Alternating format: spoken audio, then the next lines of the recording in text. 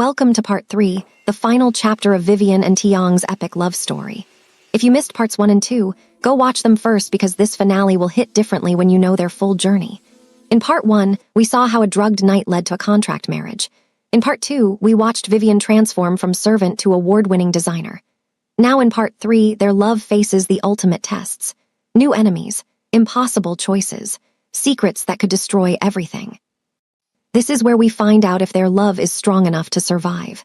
Grab your tissues, settle in, and don't forget to like, comment where you're watching from, subscribe, and share. Let's finish this story right. 6 months had passed since Vivian won the university design competition, and life had settled into a beautiful rhythm. Her days were filled with classes, design work, and building her portfolio. Her evenings were spent with Taeyong and grandmother Hana, the family she had always deserved but never had until now. Vivian's competition-winning design had caught the attention of the fashion world in ways she never imagined. Fashion magazines featured her work. Industry professionals reached out to collaborate. She had even been invited to speak at design conferences about cultural fusion in fashion. But nothing prepared her for the email that arrived on a Tuesday morning.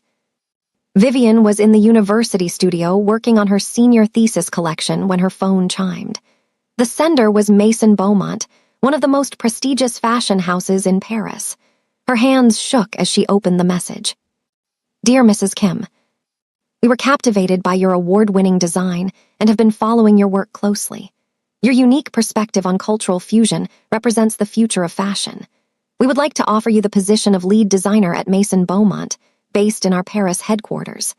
This is a 3-year contract with full creative control over our fusion line, a generous salary, and the opportunity to show your collections at Paris Fashion Week. We believe you could revolutionize the industry. Please contact us at your earliest convenience to discuss details. Vivian read the email 3 times, unable to process what it was saying. Lead designer at Maison Beaumont, Paris, full creative control. This was the kind of opportunity most designers only dreamed about. This was everything she had worked toward. But it was also 3 years in Paris, 3 years away from Taeyong, 3 years away from grandmother Hana, 3 years away from the life she had just started building. She called Maya immediately. Oh my God, Maya screamed when Vivian told her the news. Vivian, this is incredible. This is Maison Beaumont. Do you understand how huge this is? I know, Vivian said, but Maya, it is 3 years in Paris. What about Taeyong? What about everything here? What about your dreams? Maya said gently. Vivian, you have sacrificed so much already. The Carters stole 6 years from you. Do not let anything steal your dreams now. But I love him, Vivian said quietly. I love my life here. Is it selfish to want both? It is not selfish to want everything you deserve, Maya said. Talk to Taeyong. He loves you. He will understand. That evening at dinner, Vivian tried to find the right moment to tell Taeyong about the offer. But grandmother Hana dominated the conversation, excited about plans for the upcoming holiday season. She wanted to host a big celebration, invite all the family friends, show off how happy Vivian and Taeyong were. You two are my greatest joy, grandmother Hana said, her eyes shining with happiness. I cannot imagine my life without you both here. The words made Vivian's heart sink. How could she tell them she was considering leaving? After dinner, Taeyong pulled Vivian into his study. You have been quiet all evening, he said. What is wrong? Vivian took a deep breath and showed him the email from Maison Beaumont.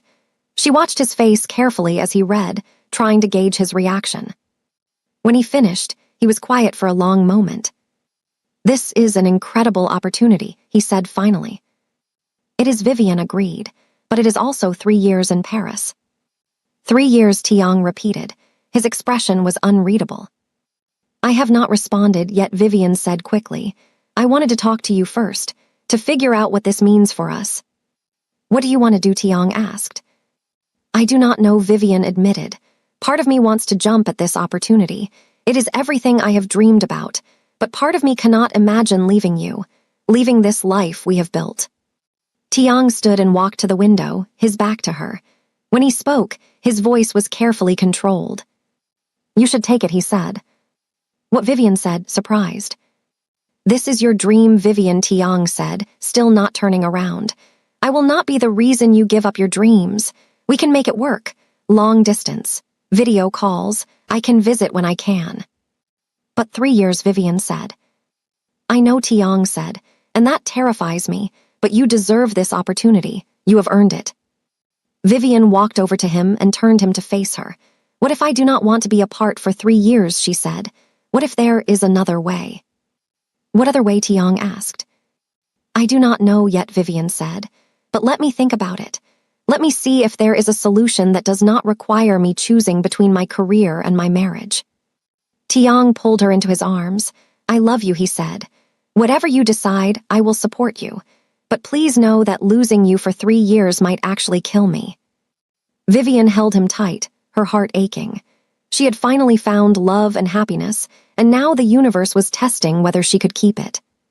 2 weeks passed while Vivian wrestled with her decision.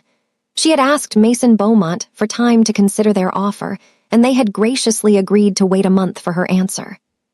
But then something happened that changed everything. Vivian woke one morning to find Tiang's side of the bed empty. That was unusual. He usually held her until the alarm went off, reluctant to start the day and face the hours apart while she was at school and he was at work. She found him in the bathroom, leaning over the sink with his eyes closed. "Tiang," she said, "are you okay?" He turned to look at her and Vivian gasped. His face was covered in red hives, his eyes were swollen, and he was breathing heavily like he could not get enough air. "Oh my God," Vivian said, rushing to him. "What happened?" "I do not know," Tiang said, his voice hoarse. "I woke up like this." "Vivian," he looked at her with fear in his eyes. "I have not had a reaction like this in months, not since we got married." "Did you touch something new?" Vivian asked, her mind racing. "Eat something different." "No," Tiang said, "nothing. I was just sleeping next to you like always, and then I woke up and—" He stopped, realization dawning on his face. "Vivian, what if it is you?" What Vivian said, stepping back instinctively. "No, it cannot be me. You have been fine with me for months." "I know," Tiang said, "but what if my body is developing immunity or tolerance?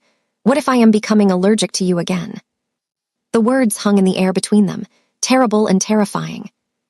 "We need to get you to a doctor," Vivian said, "right now." They rushed to the hospital where Tiang's specialist Dr. Park examined him thoroughly.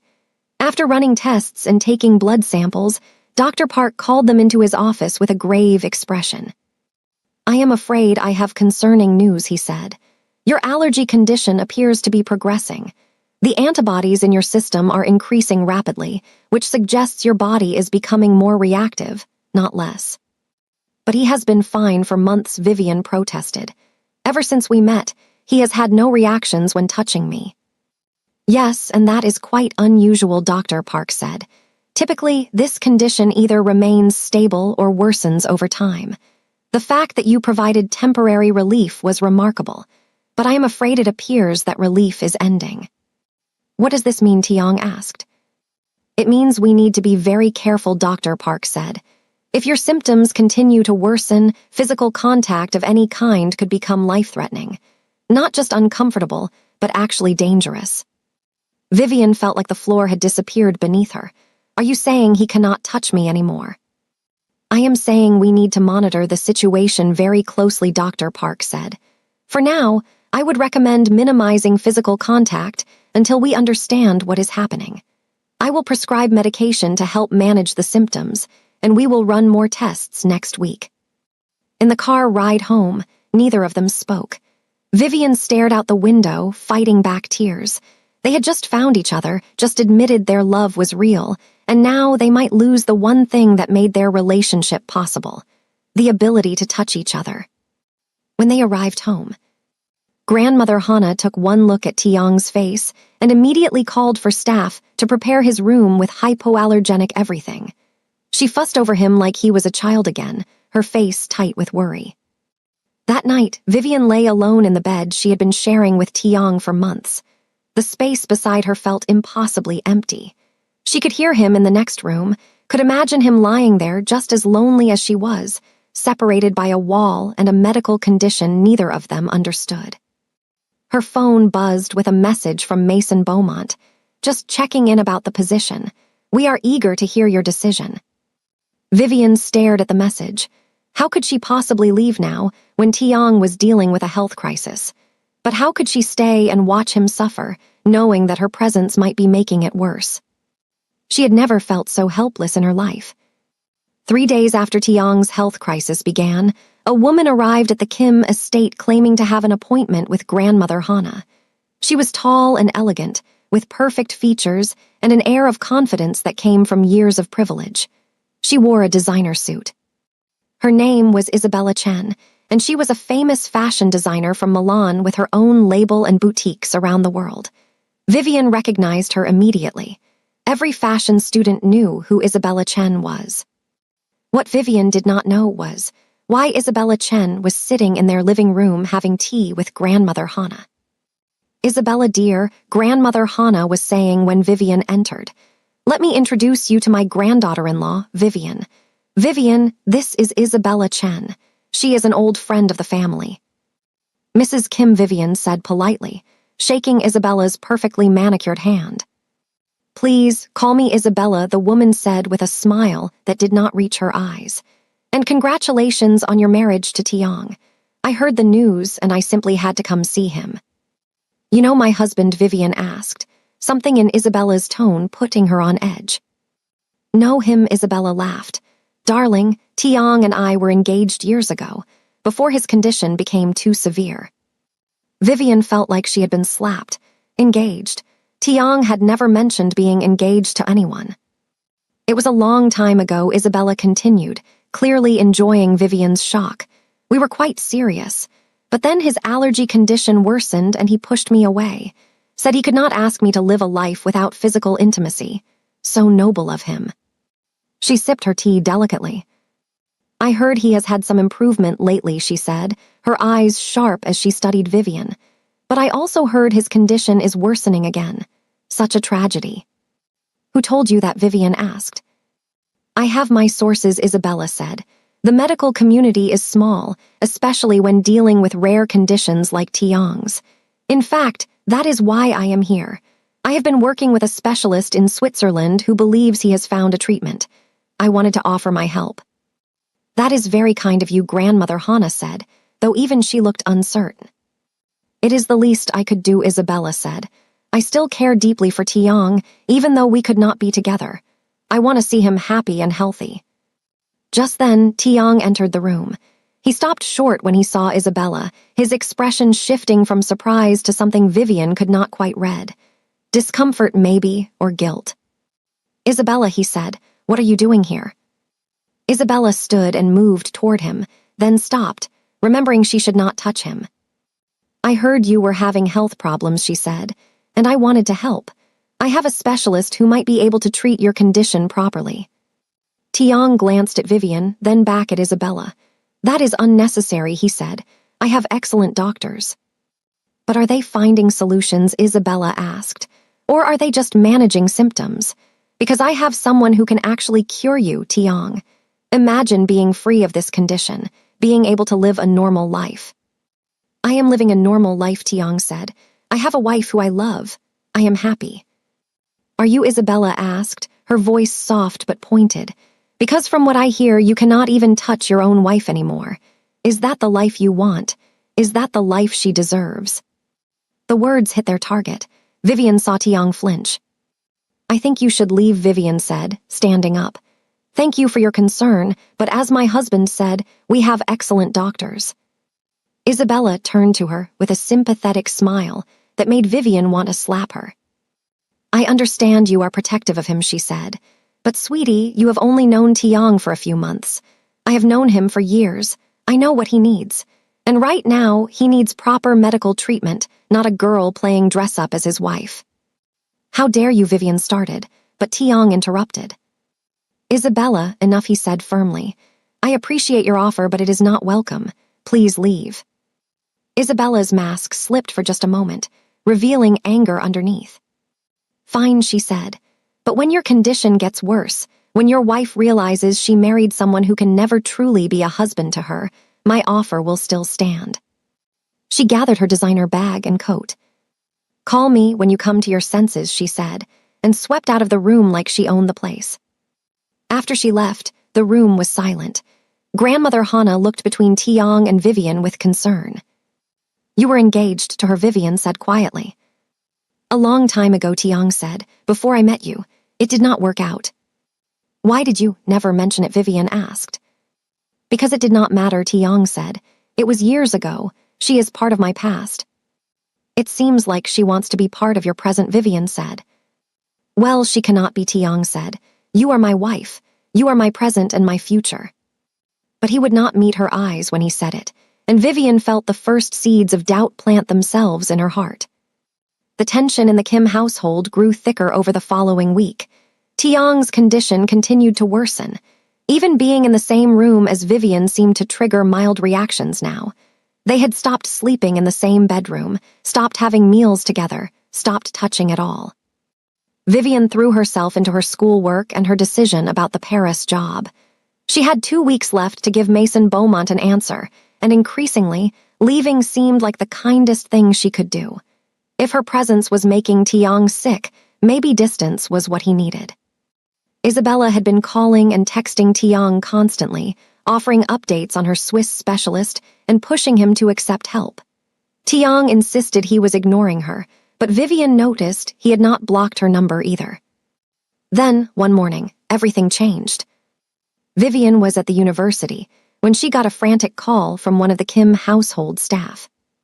"Mrs. Kim, you need to come home right away," the woman said. "It is grandmother Hana. She collapsed. We have called an ambulance."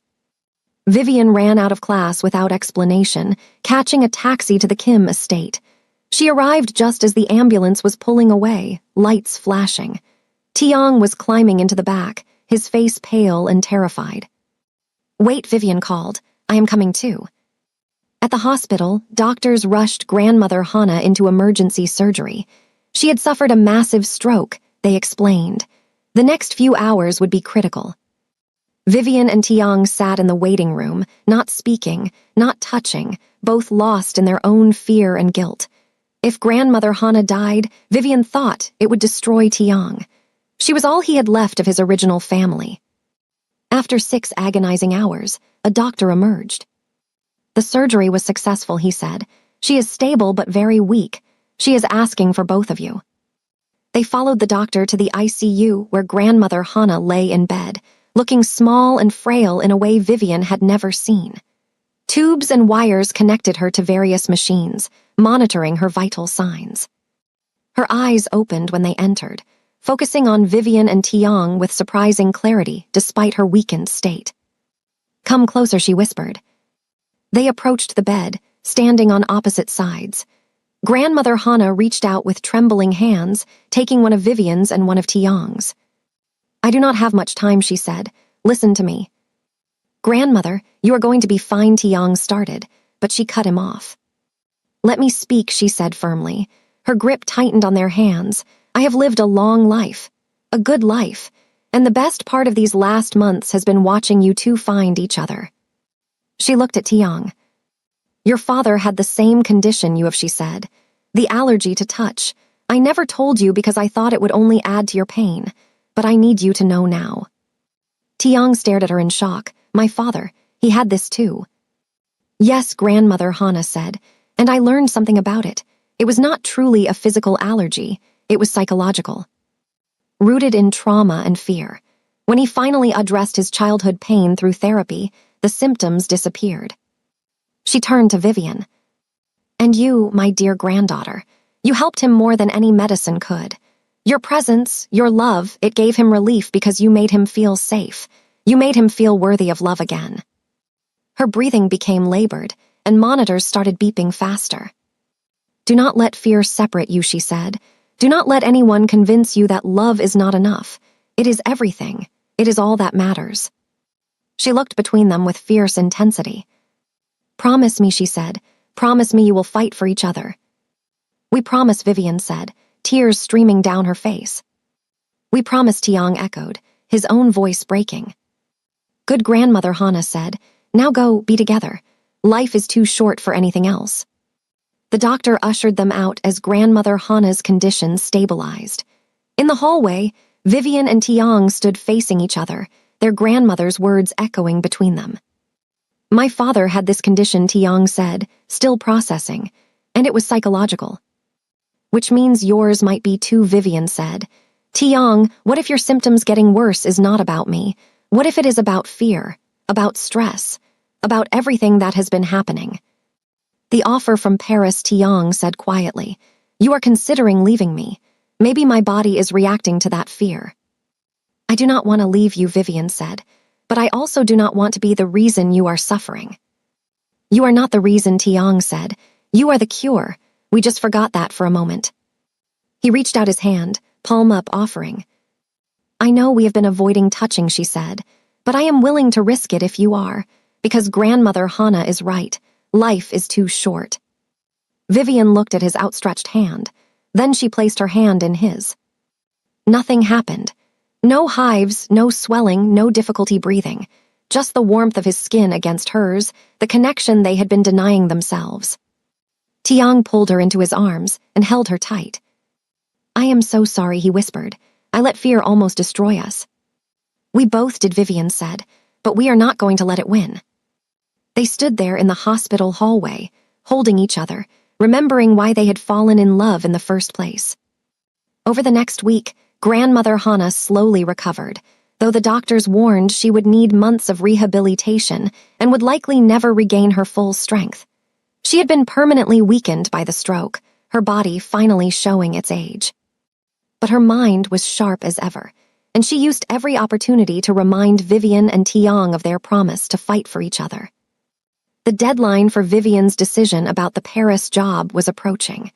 She had 1 week left to respond to Mason Beaumont, and she still had no idea what to do. Tiang's health had stabilized somewhat after their reconciliation in the hospital, but he still had occasional reactions. They were managing it, but there was an underlying fear that it could get worse again at any time.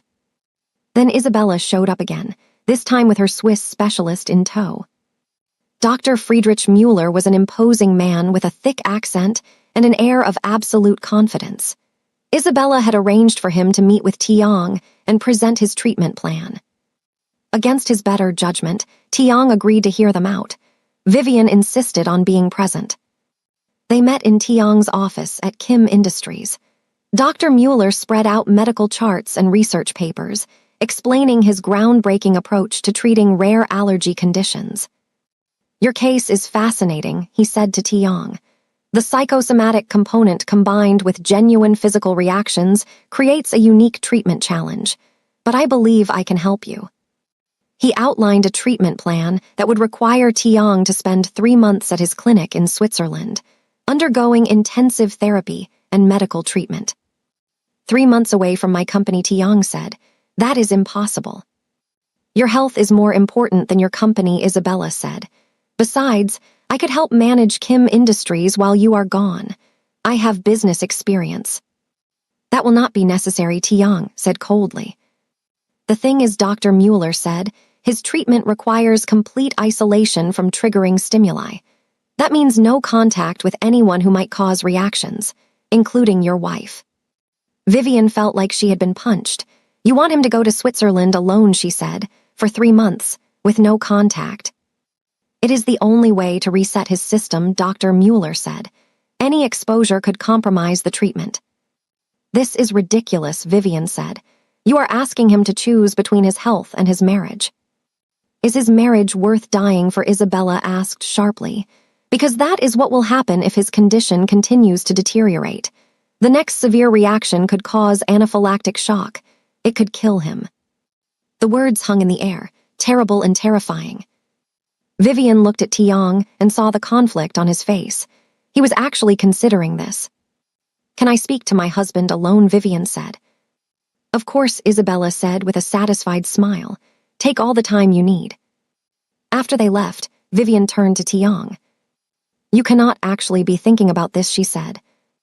What if they are right? Tiang said. What if the next reaction kills me? What then, Vivian? Then we face it together, Vivian said. But I am not letting you go to Switzerland alone for 3 months with that woman hovering around you. She is just trying to help, Tiang said. Is she, Vivian asked. Or is she trying to get you back? Wake up, Tiang. She wants to separate us. She wants you to herself. Maybe that would be better for everyone, Tiang said quietly. Vivian felt tears burn her eyes. Do not say that. Do not you dare say that. You have the Paris offer, Tiang said. 3 years at your dream job. And I have this treatment that could cure me. Maybe we should both take our opportunities. Maybe trying to force this relationship to work is what is making everything worse. So what are you saying, Vivian asked. You want to end this. You want a divorce. I am saying maybe we were naive to think a contract marriage could become real love, Tiang said. Maybe we should cut our losses before one of us gets hurt worse than we already are. I am already hurt, Vivian said, her voice breaking. Your words are hurting me right now, but I am not giving up on us. I am not going to Paris. I am not leaving you. Why not, Tiang asked. This is your dream. You are my dream, Vivian said. You and the life we have built. I do not need Paris to prove I am successful. I need you to believe that we are worth fighting for. She moved closer to him, taking his hands despite the risk. Tell me you love me, she said. Tell me this is real. Tiang looked at their joined hands, then at her face, conflict written in every line of his expression. I love you, he said finally. God help me, I love you so much, but loving you might kill me, and I do not know what to do about that. Then we figure it out together, Vivian said. But we do not run away from each other. We run toward each other. That is what love is. That night, Vivian could not sleep. Something about Dr. Mueller and Isabella's sudden appearance, their perfect treatment plan, their insistence that Tiang had to go to Switzerland alone.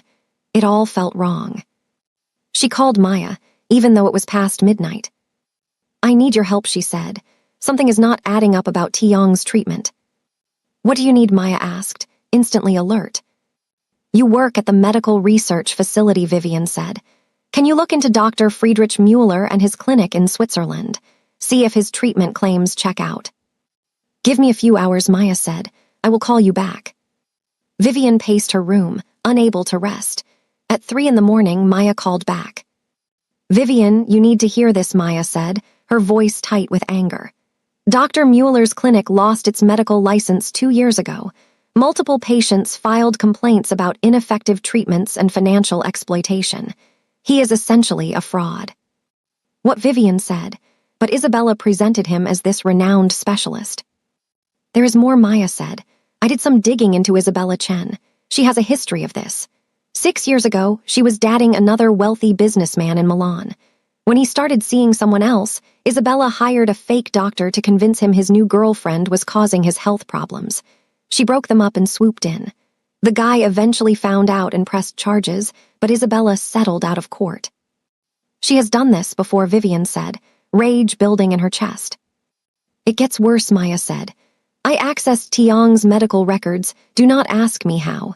His regular doctor, Dr. Park, has been getting payments from an offshore account that traces back to a company Isabella owns.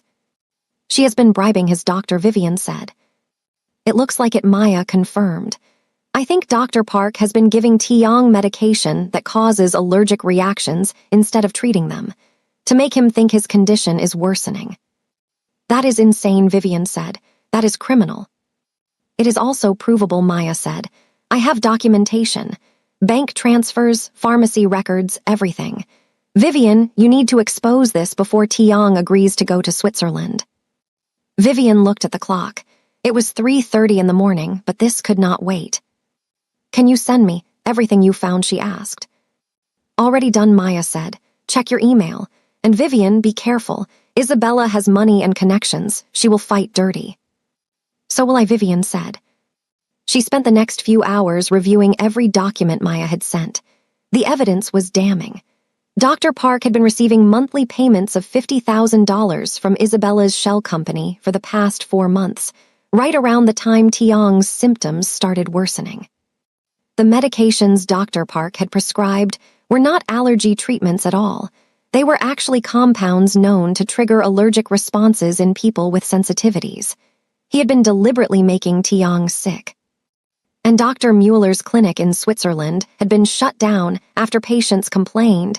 He had taken their money and provided no real treatment, just expensive placebos and false hope.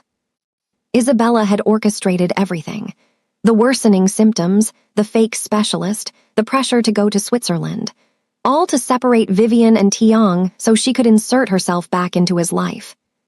At 8 a.m, Vivian called Tiang.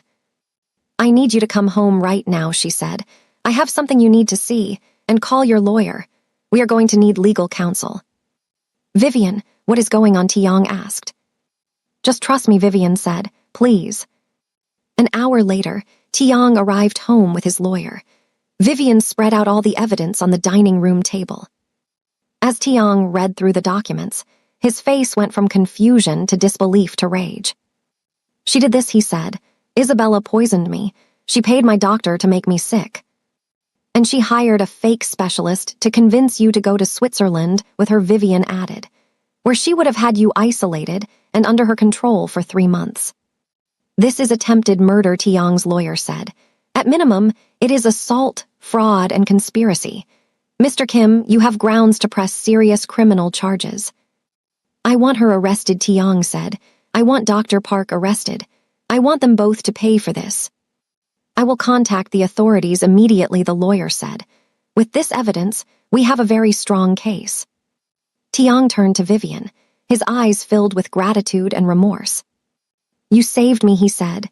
"If you had not investigated this, I would have gone to Switzerland. I would have left you. I almost fell for her manipulation again." "I told you," Vivian said. "We are stronger together. We just have to remember to trust each other." "I am so sorry," Tiang said, "for doubting you, for doubting us. I should have known Isabella had ulterior motives." "She was very convincing," Vivian said, "and you were scared. Fear makes people vulnerable to manipulation." Still, Tiang said, "I almost threw away the best thing that ever happened to me." "But you did not," Vivian said, "and now we know the truth. Now we can fight back." "Oh, we are going to do more than fight back," Tiang said, a dangerous edge to his voice. "I am going to make sure Isabella Chen never manipulates anyone ever again." While Vivian and Tiang were dealing with Isabella's conspiracy, Devon was plotting his own revenge from the ruins of the Carter family's collapsed life.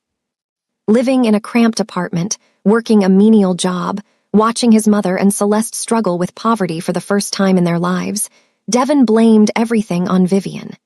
If she had just played along, if she had helped them connect with the Kim family wealth, none of this would have happened.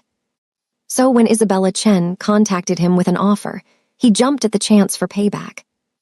Isabella had researched Vivian thoroughly and knew about the Carter family situation. She reached out to Devon with a proposition.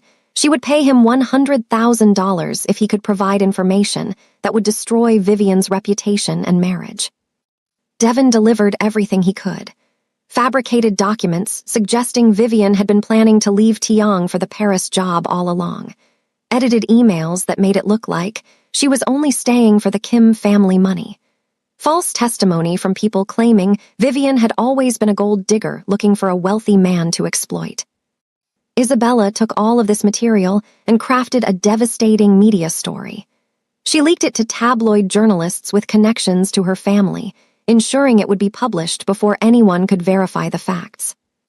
The story broke on a Friday morning with a headline, "Gold Digger Revealed.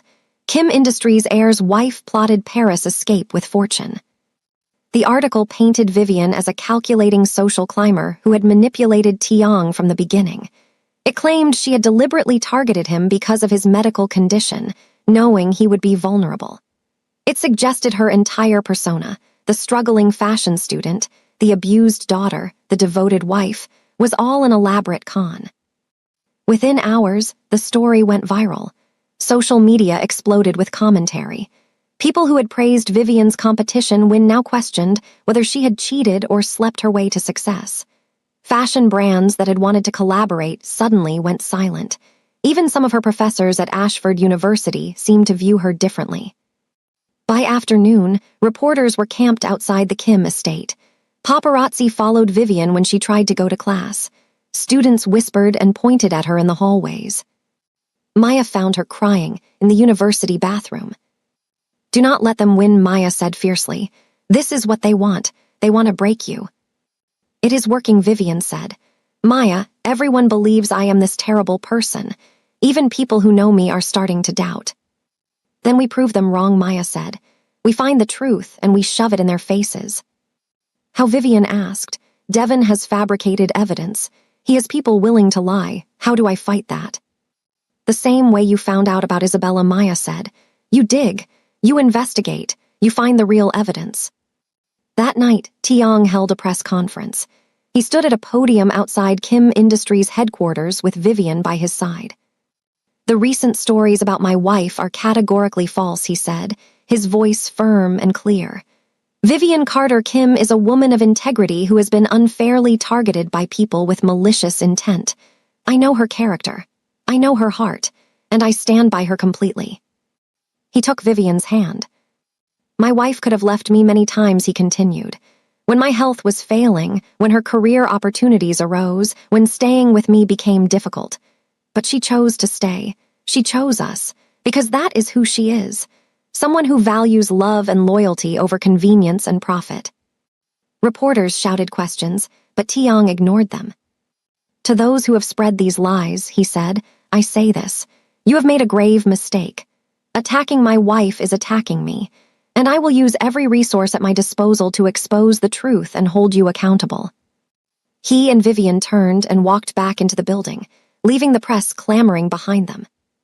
In the car, Vivian finally broke down. "Why are they doing this?" she sobbed. "What did I do to deserve this?" "You did nothing wrong," Tiong said, holding her. "You are successful and happy, and that threatens people who are miserable. But we are going to fight this. We are going to expose every lie." The media frenzy continued for days. Every aspect of Vivian's life was dissected and debated. Her past with the Carters, her quick marriage to Tiong, her competition win, even her fashion designs were questioned and criticized. Someone leaked photos of the original hotel night, though they were grainy and did not show much. Still, the implication was clear. Vivian had engineered the whole thing to trap Tiong. The pressure became unbearable. Vivian stopped going to classes because the harassment from other students and photographers was too intense. She stayed home, watching her reputation get destroyed in real time on social media. Professor Lee called to check on her. "I know the truth about you," the older woman said. "I know you are genuine and talented. Do not let this break you, Vivian." "But it is breaking me," Vivian admitted. "Even people who know me are starting to doubt. I saw it in your eyes yesterday when I was in your office." "I will admit, the allegations made me question some things," Professor Lee said. "But then I remembered your work, your passion. The way you light up when you talk about design. That cannot be faked. Art always reveals the truth about the artist." "What do I do?" Vivian asked.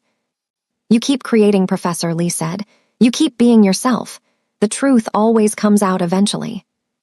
Meanwhile, Tiong's team was working overtime to trace the source of the fabricated evidence.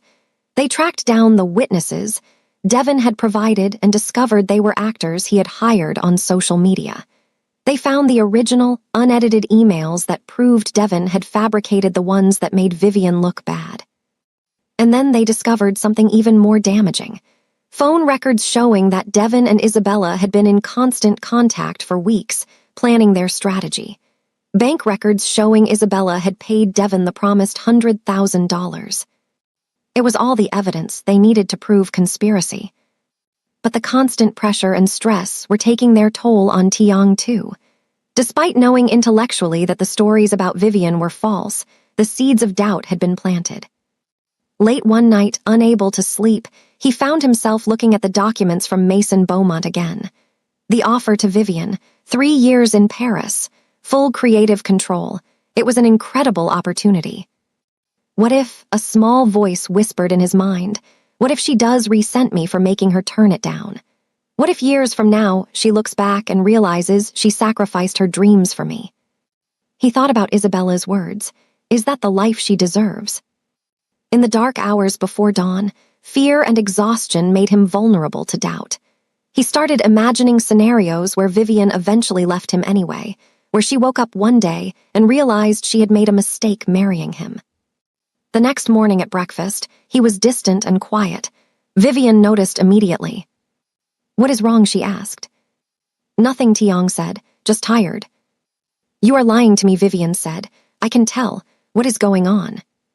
Tiang put down his coffee cup and looked at her. The Paris offer, he said. Do you ever regret turning it down? What, Vivian said. No, why would you ask that? Because it was your dream, Tiang said, and you gave it up for me. What if you wake up in 5 years and realize you made the wrong choice? Tiang, where is this coming from, Vivian asked. I do not know, Tiang admitted. The stress, the media attention, Isabella's manipulation. It is making me question everything, even things I know are not true. Like your trust in me, Vivian said quietly. Tiang closed his eyes. I do trust you. But Vivian, what if they are right about one thing? What if you staying with me is holding you back? What if I am being selfish keeping you here when you could be in Paris building an incredible career? So you are saying you want me to leave, Vivian asked, hurt evident in her voice. No, Tiang said. Yes. I do not know, I want you to be happy, and I am not sure I can make you happy anymore. Vivian stood up from the table, her hands shaking. You are letting them win, she said. Isabella, Devon, all of them, they wanted to make you doubt me, doubt us, and it is working. I am trying to protect you, Tiang said. I do not need protection from our marriage, Vivian said. I need you to fight for us. But if you cannot do that, if you are going to let other people's lies destroy what we have built, then maybe we do not have anything worth saving. She walked out, leaving Tiang alone with his doubts and his fears. Vivian was not going to let her marriage fall apart without a fight. If Tiang was too consumed by doubt to see clearly, she would have to be strong enough for both of them. She called Maya and Professor Lee and asked them to help her investigate Isabella's background more thoroughly. If Isabella had done this before, there had to be a pattern. There had to be other victims. They worked for 3 days straight, following digital trails, making phone calls, connecting dots. And slowly a picture emerged. Isabella Chen had a history of becoming obsessed with wealthy, unavailable men. She had targeted at least 4 other men over the past decade, each time using similar tactics: manipulation, false medical claims, bribing professionals, fabricating evidence. In Milan, she had destroyed the relationship of a banking executive and his fiancé. In London, she had convinced a tech entrepreneur that his girlfriend was cheating on him, though it was not true. In Tokyo, she had hired a private investigator to dig up dirt on a businessman's wife and leak it to the press. And in each case, Isabella had swooped in during the chaos, positioning herself as the understanding friend who could provide comfort and support. In 2 cases, she had briefly succeeded in seducing the men before they discovered her manipulation and pushed her away. Maya found several of these ex-victims and reached out to them. All were willing to testify about Isabella's patterns of behavior. One even had documentation of the bribes Isabella had paid to professionals to sabotage his previous relationship. We have enough to bury her, Maya said. Good, Vivian said, because I am done playing defense. It is time to go on the offensive. She contacted a journalist she had met during her competition win, someone she trusted to report the truth. She provided all the evidence they had gathered: Isabella's history of manipulation, the bribes to Dr. Park, the fake Swiss specialist, Devon's conspiracy, everything. The journalist spent a week verifying every detail, interviewing sources, building an airtight story. Meanwhile, Vivian planned a confrontation. The Seoul Fashion Gala was the biggest event of the season, attended by designers, celebrities, business leaders, and media from around the world. Isabella would be there, flaunting her success and her connections. Vivian bought a ticket. Tiang tried to convince her not to go. Let my lawyers handle this, he said. You do not need to put yourself in that position. Yes, I do, Vivian said. I need to face her. I need to show everyone that I am not going to be destroyed by lies. Then I am coming with you, Tiang said. No, Vivian said. You need to decide if you trust me, if you believe in us. And you need to make that decision on your own, not because you are trying to protect me. Vivian, Tiang started, but she cut him off. I love you, she said, but I cannot keep fighting for us if you are not going to fight too. Figure out what you want. In the meantime, I am going to clear my name.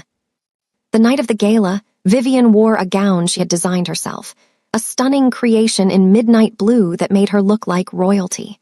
She walked into the event with her head held high, ignoring the whispers and stares. Isabella was holding court near the center of the room, surrounded by admirers. She wore a red dress that probably cost more than most people's cars and dripped with jewelry. When she saw Vivian approaching, her smile faltered. "Vivian, darling," Isabella said loudly, making sure others could hear. "I am surprised to see you here. I thought you would be hiding after all those scandalous stories." "I do not hide from lies," Vivian said, her voice carrying across the room. "I expose them." She pulled out her phone and connected to the gala's display screens. Within seconds, evidence appeared on every monitor. Bank transfers, phone records, testimony from Isabella's previous victims. "This is Isabella Chen," Vivian announced to the room. "She is not just a designer. She is a professional manipulator who targets wealthy men and destroys their relationships so she can insert herself into their lives." The evidence scrolled across the screens. People gasped, pulling out their own phones to record. "She bribed my husband's doctor to make him sick," Vivian continued. "She hired a fake medical specialist to convince him to leave me. She paid my brother to fabricate evidence against me, and she has done this to multiple men over the past decade." "This is ridiculous," Isabella said, her face going pale. "These are lies, more fabrications." "Then explain the bank transfers," Vivian said. "Explain the phone records. Explain why 4 different men in 4 different countries all describe the exact same pattern of manipulation from you." Isabella looked around frantically, but the damage was done. People were already backing away from her, phones raised, recording everything. A security guard approached with police officers. "Isabella Chen," an officer said, "you are under arrest for fraud, conspiracy, and attempted extortion. You have the right to remain silent." As they led Isabella away in handcuffs, she screamed at Vivian. "You ruined everything," she shrieked. "He was mine. Tiang was supposed to be mine." "He was never yours," Vivian said calmly, "and he never will be." The room erupted in conversation as Isabella was taken away. Journalists swarmed Vivian, asking for interviews, for her side of the story. But Vivian only had eyes for the entrance, where Tiang had just appeared. He walked through the crowd straight to her, ignoring everyone else. When he reached her, he dropped to one knee.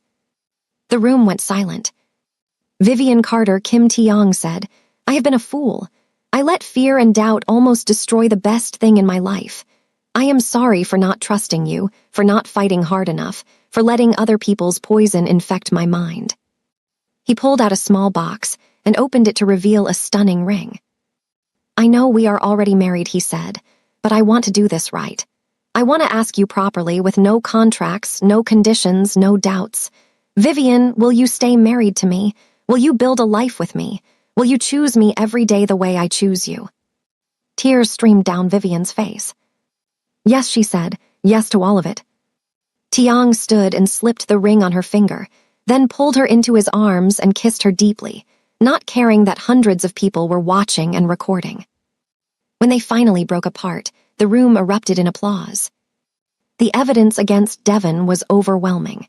He had accepted money to fabricate evidence, hired actors to pose as witnesses, and conspired with Isabella to destroy Vivian's reputation. Within 48 hours of Isabella's arrest, police showed up at the small apartment where Devon lived with Diane and Celeste. "Devon Carter," the officer said, "you are under arrest for conspiracy, fraud, defamation, and extortion." Diane screamed and tried to intervene, claiming her son was innocent, that he had been manipulated by Isabella. But the evidence was irrefutable. At the police station, Devon broke down. Faced with potential years in prison, he agreed to testify against Isabella in exchange for a reduced sentence. He provided details of their entire plan, the phone calls, the strategies, the payments. His testimony sealed Isabella's fate. She was charged with multiple counts of fraud, conspiracy, bribery, and attempted murder for the poisoning scheme with Dr. Park. Dr. Park had already lost his medical license and was facing his own criminal charges. He tearfully admitted to accepting bribes and deliberately making Tiang sick, though he claimed he did not realize how dangerous it could become. The story dominated the news. Public opinion, which had turned against Vivian so quickly, now swung back in her favor. She was portrayed as a victim who had fought back against powerful people trying to destroy her. Mason Beaumont reached out again, apologizing for doubting her and offering an even better opportunity, creative director with the ability to work from Seoul and only travel to Paris quarterly. This time, Vivian turned them down completely. "I am building something of my own," she told them, "something that represents who I am, but thank you for believing in me." With Isabella arrested, Devon facing trial, and the truth finally exposed, Tiang worked to make amends for his moment of doubt. He held another press conference, this time specifically to address his wife. "I want to speak directly to Vivian," he said, looking into the camera. "I let fear and manipulation plant seeds of doubt about the woman I love. I questioned her intentions, her loyalty, her love. I was wrong. Vivian has given up opportunities, faced public humiliation, and fought battles she should never have had to fight, all because she chose to stand by me. She is the strongest, most loyal person I know, and I promise to spend the rest of my life proving that I am worthy of her faith in me." He paused, emotion clear in his voice. "To everyone watching," he continued, "I want you to understand something. My wife saved my life, not just physically from poisoning, but emotionally and spiritually. She taught me that love is not a transaction. It is not a contract. It is a choice you make every day to show up for someone, to believe in them, to fight for them even when it is hard.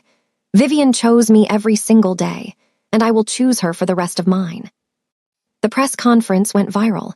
People who had believed the lies about Vivian now felt guilty. Apologies flooded social media. Brands that had dropped her reached out again, begging for collaboration. But Vivian did not need their validation anymore. She had something more valuable, the knowledge that she had stood strong against terrible odds and won. With Dr. Park exposed and Isabella's conspiracy revealed, Tiang finally got proper medical care. A new specialist, recommended by someone with no connection to Isabella, performed comprehensive tests. The diagnosis was exactly what grandmother Hana had suggested. Tiang's condition was primarily psychosomatic, rooted in childhood trauma from losing his mother and the fear of losing everyone he loved. The specialist recommended a combination of therapy to address the underlying trauma and medication to manage the physical symptoms that had become habitual responses. "Your body learned to react with allergies as a defense mechanism," the doctor explained, "to protect you from the pain of connection and potential loss. But now that you understand the root cause, we can retrain those responses." The treatment was not quick or easy. Tiang spent months in therapy, working through grief he had never properly processed, fear he had never acknowledged, pain he had buried for years. Vivian attended some sessions with him, working through her own trauma from the Carter family, her own fears of abandonment and worthlessness. They learned to communicate better, to express their fears instead of letting them fester, to ask for what they needed instead of expecting the other to read minds. Slowly, Tiang's symptoms improved. He could touch Vivian without any reaction. Eventually, he could have normal physical contact with others as well, though he joked that he only wanted to touch his wife. The doctors called it a remarkable recovery, but Tiang knew the truth. He had not been cured by medicine. He had been healed by love, therapy, and the courage to face his demons. Grandmother Hana's physical recovery was slower than Tiang's emotional one. The stroke had left her permanently weakened, requiring a walker and constant care. But her spirit was undiminished. From her wheelchair or bed, she held court, issuing orders to the household staff, dispensing wisdom to Vivian and Tiang, and planning for the future. One afternoon, she called them both to her room for a private conversation. "I have been thinking about my legacy," she said. "Kim Industries will go to Tiang, of course, but I want to do something special for Vivian." "Grandmother, you do not need to do anything," Vivian protested. "Hush, child," grandmother Hana said. "I am old and stubborn, and I will do what I want. I am creating a foundation in your name, the Vivian Kim Foundation for Young Designers. It will provide scholarships, mentorship, and resources for talented students who lack financial means or family support. Vivian felt tears well up. Grandmother, that is too much. It is not enough, grandmother, Hannah said. You showed me that talent exists everywhere, in every background, every circumstance. We just have to look for it and nurture it. This foundation will ensure other young people get the chances you were nearly denied. She took Vivian's hand. You transformed this family, she said. You brought joy back to this house. You saved my grandson's life. Let me do this small thing to honor you. It is not small, Vivian said. It is extraordinary, thank you. With everything that had happened, Mason Beaumont had continued reaching out, unwilling to accept Vivian's rejection. They kept sweetening the offer, clearly desperate to have her talent associated with their brand. Finally, Vivian agreed to a meeting with their CEO. She flew to Paris with Tiang, and they met at an elegant restaurant near the Mason Beaumont headquarters. Mrs. Kim, the CEO, began, We are honored you agreed to meet with us. Our offer stands, creative director, work from Seoul, quarterly trips to Paris. We will give you complete autonomy. Vivian listened politely as he detailed the opportunity, the resources, the prestige, the money. When he finished, she smiled. Thank you for your generous offer, she said, but I need you to understand something. I do not need Mason Beaumont. You need me. The CEO blinked in surprise. I represent something your brand has never had, Vivian continued. Authentic cultural fusion. A designer who actually lives between worlds instead of appropriating them for aesthetic purposes. You recognize that I could elevate your brand, so let me counter with a different proposal. She pulled out a folder. Instead of hearing me, Vivian said, invest in my company. I am launching Two Worlds Designs, an independent fashion house based in Seoul. We will create collections celebrating multicultural fusion, primarily African and Asian aesthetics. Mason Beaumont can be our first major investor and retail partner. You will have exclusive rights to distribute our designs in Europe. She laid out her business plan, which she and Tiang had been developing for months with the help of Kim Industries' business strategists. The numbers are solid, she said. The market research shows demand. The cultural moment is right. You can either hire me and own me, or you can partner with me and help build something revolutionary. The CEO studied her with new respect. You are quite the negotiator, he said. I learned from the best, Vivian said, glancing at Tiang. So what do you say? Are you ready to actually support diverse designers instead of just profiting from diversity? The CEO smiled. Let us discuss terms. 2 weeks later, Mason Beaumont announced a major investment partnership with Two Worlds Designs. Vivian would be CEO and creative director of her own company, with offices in Seoul and a satellite space in Paris that she would visit 4 times a year. She would not be working for someone else's dream. She would be building her own. The launch of Two Worlds Designs was planned for 6 months later, giving Vivian time to develop her first collection, hire a team, and establish operations.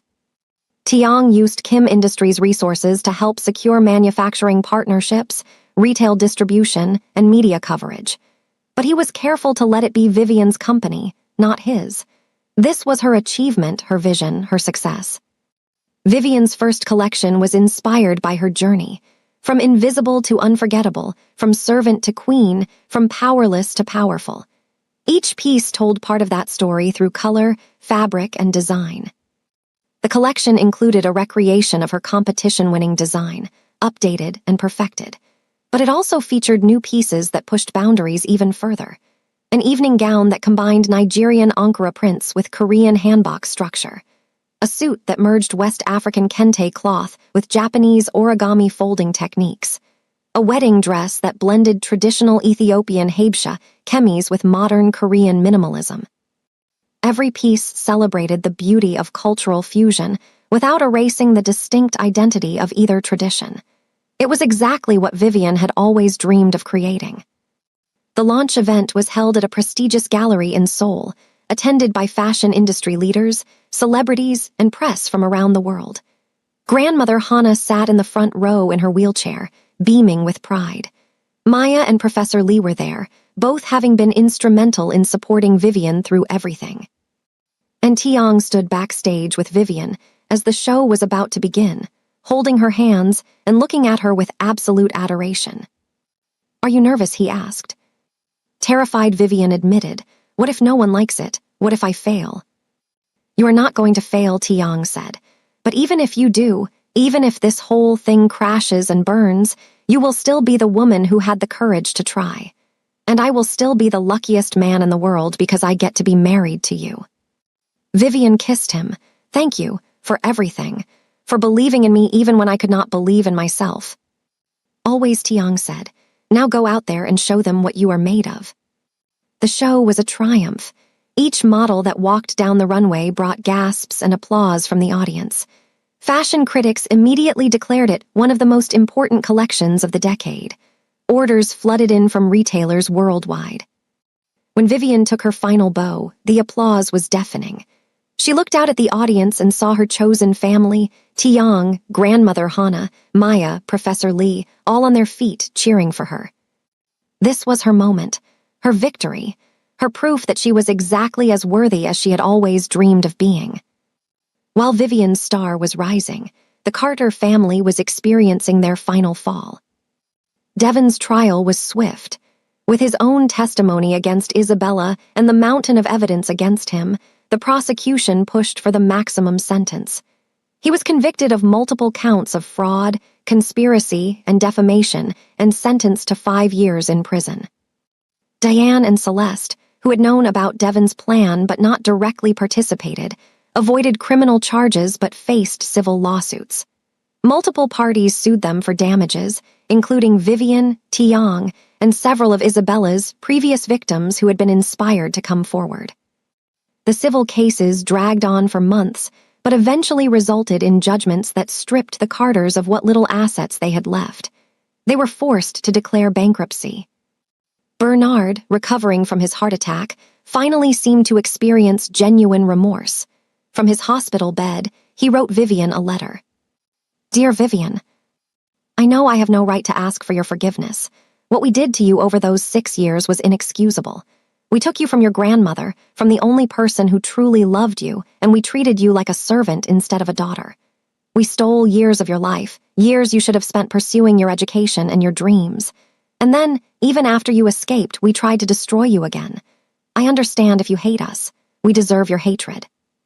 But I want you to know that I see now what we failed to see before. You are an extraordinary person. Strong, talented, kind despite everything we put you through. You deserved so much better than what we gave you. I am sorry. I know those words are inadequate. I know they cannot undo the harm, but they are sincere. I hope you will not let our cruelty define you. I hope you will build a beautiful life filled with people who appreciate the gift you are. You already have that with your husband and his grandmother. They saw your worth when we were too blind and cruel to see it. I wish you every happiness, and I am truly sorry. Bernard Carter." Vivian read the letter in the study of the Kim estate, Tiang sitting beside her. When she finished, she folded it carefully and set it aside. "Are you going to respond?" Tiang asked.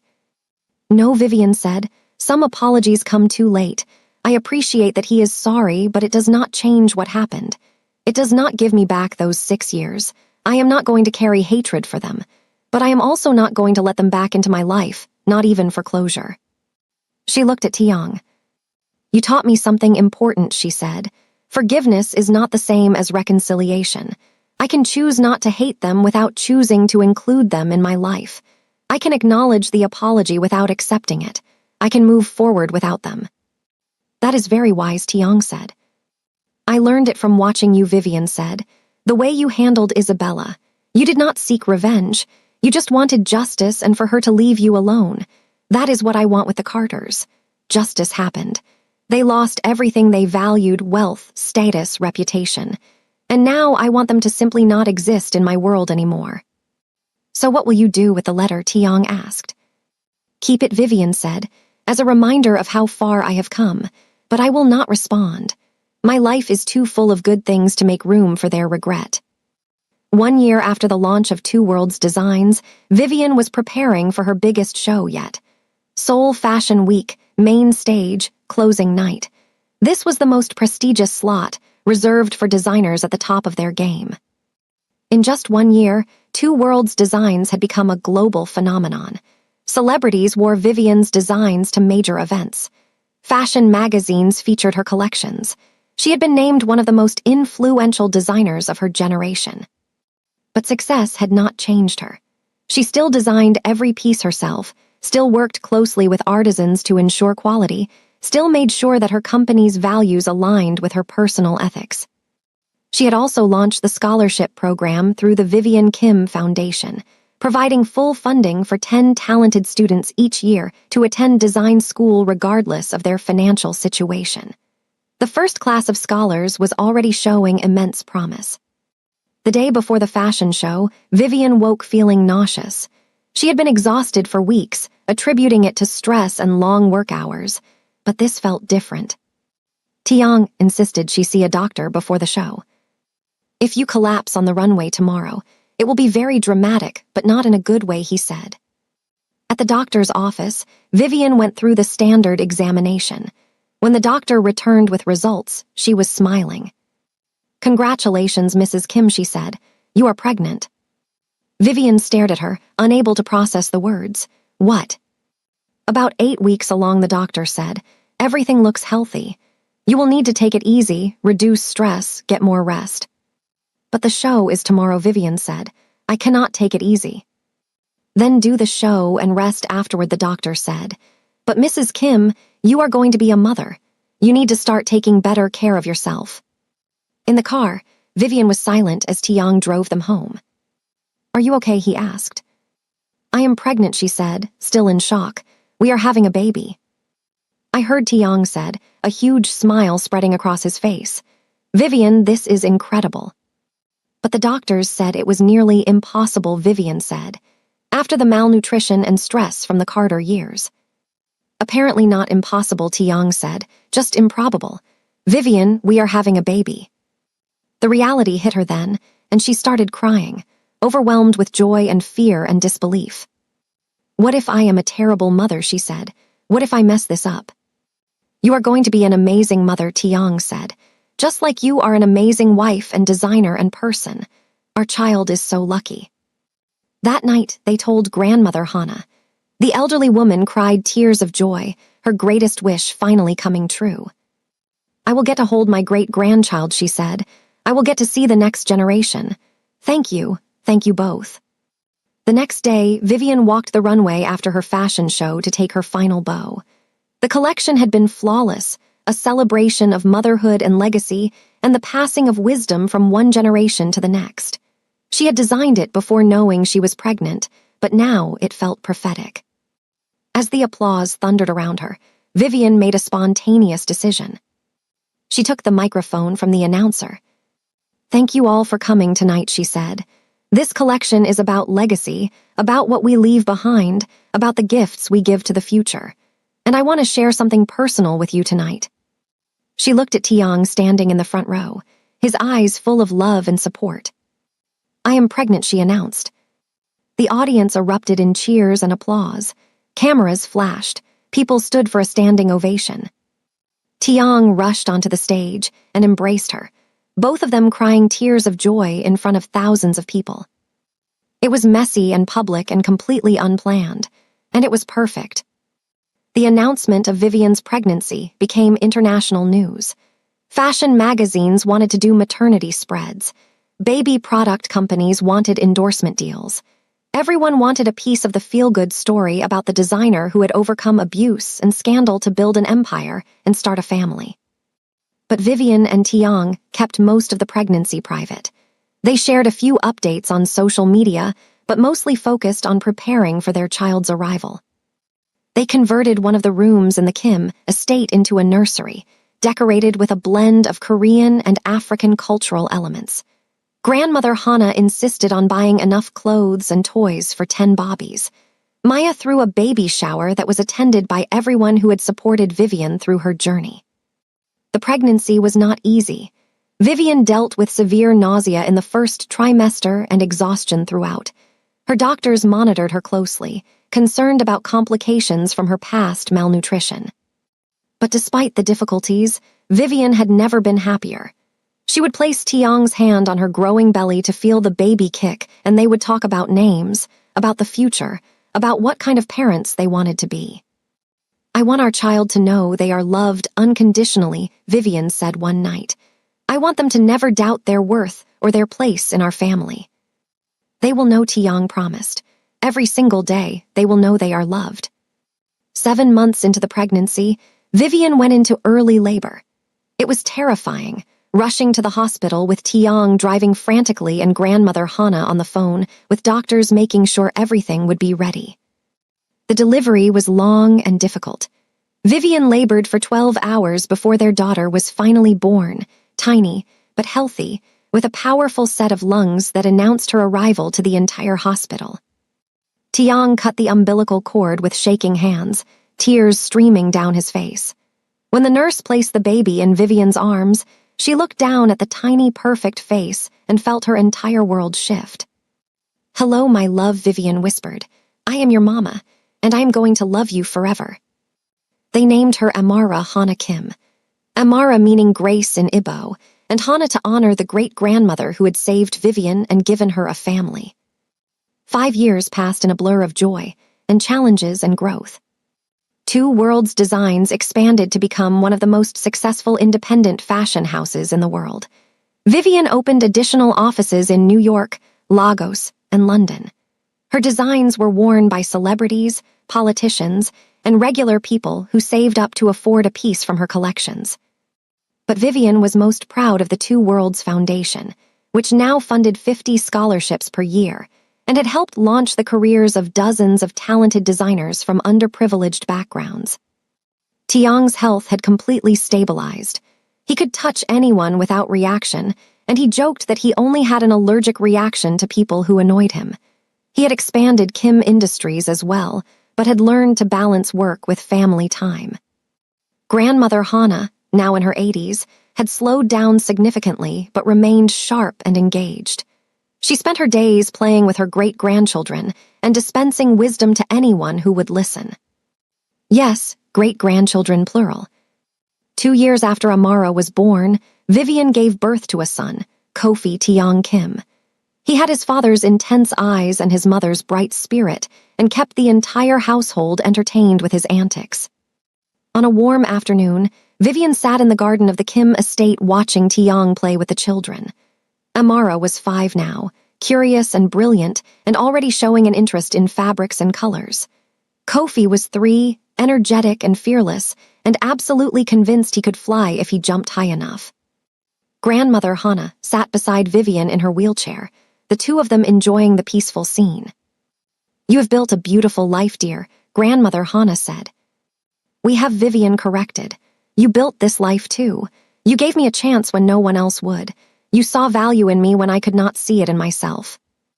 "I simply recognized what was already there," Grandmother Hana said. "The strength, the kindness, the talent. I just helped you see it too." Amara ran over, holding a flower she had picked. "Mama, look," she said. "Is it pretty?" "It is beautiful, love," Vivian said, "just like you." "I want to make it into a dress," Amara announced. "Can you teach me?" "Of course," Vivian said. "We will start tomorrow." After the children were in bed that night, Vivian and Tiang sat on the balcony of their room, looking out at the city lights. "Do you ever think about how different our lives could have been?" Vivian asked. "If I had not gone to the wrong hotel room that night, if your grandmother had not insisted on the marriage, if we had not chosen each other." "All the time," Tiang admitted. "And I thank whatever force in the universe brought us together. Even though it started in chaos and confusion, even though we went through hell to get here, I would not change any of it." "Not even the parts where we almost lost each other?" Vivian asked.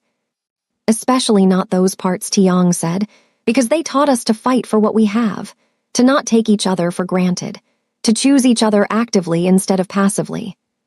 He took her hand. "You know what I realized," he said. "That first night, when you stumbled into my hotel room drugged and terrified, you were not in the wrong place. You were exactly where you were supposed to be. It just took us a while to understand that." Vivian leaned against him, feeling the solid warmth of his body, the steady beat of his heart. "I am writing a memoir," she said, "about everything. The Carters, the abuse, meeting you, the conspiracy, building the business, all of it. What will you call it? Tiong asked. From invisible to unforgettable, Vivian said. My journey from servant to queen. I love it, Tiong said. When do I get to read it? When it is finished, Vivian said. It is hard to write, dredging up all those painful memories, but I think it is important. Other women need to know that you can survive terrible things and still build a beautiful life, that your past does not define your future. You're going to inspire so many people, Tiong said. I hope so, Vivian said. I hope some girl who is trapped like I was will read it and realize she can escape. She can build something better. She deserves to be loved and valued and celebrated. They sat in comfortable silence for a while, watching the stars.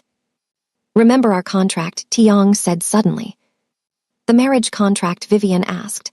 1 year and then divorce. Yes, Tiong said. We are well past the year mark. Technically, we could get divorced any time. Vivian pretended to consider it. You make a compelling point. We should probably end this arrangement. Absolutely, Tiong agreed, playing along. It has run its course. Just one problem, Vivian said. What is that? Tiong asked. I am completely, hopelessly, ridiculously in love with you, Vivian said. So I think I will have to break the contract and stay married forever. What a coincidence, Tiong said. I was thinking the same thing. He kissed her deeply, a kiss that held all the love and gratitude and joy they felt. When they finally broke apart, Vivian whispered, I love you. I love you too, Tiong said. From invisible to unforgettable, from contract to forever, I love you. And in that moment, sitting on the balcony of the home they had built together, surrounded by the family they had chosen, Vivian realized something profound. She had not just survived, she had not just escaped, she had transformed, from the girl who cooked in silence to the woman who designed for the world, from the daughter no one wanted to the wife everyone envied, from the servant to the queen. But more importantly, she had learned her worth. She had discovered that she was never the problem. The people who could not see her value were the problem. And once she realized that, once she chose to walk away from those who diminished her and toward those who celebrated her, everything changed. Her grandmother would be proud. Her adoptive grandmother, Hannah, was proud. Her children would grow up knowing their mother was strong and talented and had overcome impossible odds. And most of all, she was proud of herself. From invisible to unforgettable, from broken to whole, from lost to found.